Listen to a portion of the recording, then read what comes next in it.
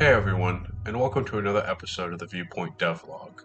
In today's episode, we'll be going over some iterations of the maps, some UI improvements for the player, and some NPC updates. We'll also be going over some aspects of how I sort of developed this game in the background, showcasing a bit of the layout so that you, the viewer, can maybe be in my shoes for a little bit and through this development journey. I may show you some tips and tricks on how you can apply your own development journey in sort of a similar way that I do. That's if, of course, you want to do it yourself. So without further ado, welcome to the journey of a solo developer making a survival game, all on his own.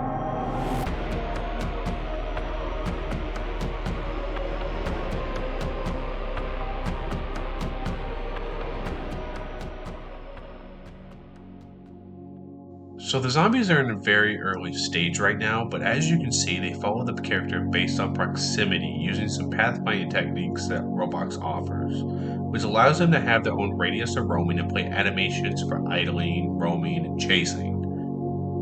Right now, I'm using these default animations for these characters, but definitely in the future they will be changed.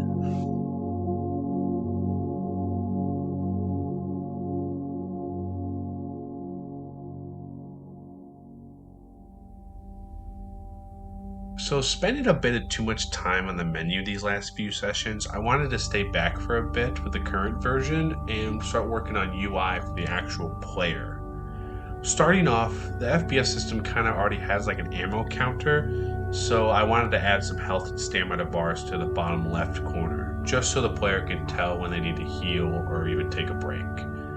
Later on, I'll add a hunger bar and things like that in the future, but now I just want to get a basic health and stamina going, and then later on when I get more of an inventory system down the line, I can start adding hunger and thirst, and maybe if I want to get a little advancement in sickness.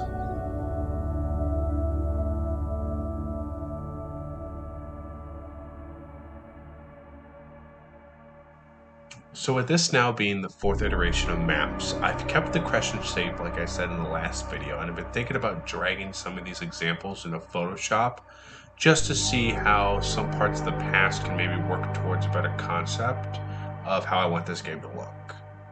Hopefully, I think this will streamline some of my development a bit faster so that I can jump into coding sooner.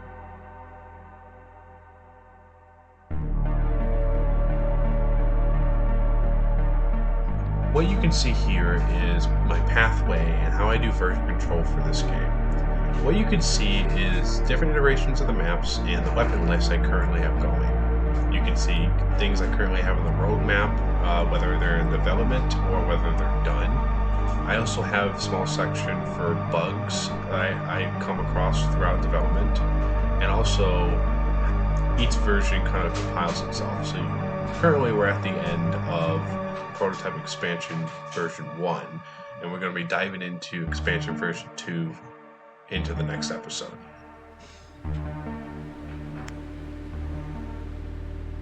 Thank you for making it to the end of the video. I hope you enjoyed it. In the future, I'll be going over some more assets that I'm processing right now, and hopefully some texturing that will make their way into the game soon enough. Without further ado, I guess this is Unknown, signing out.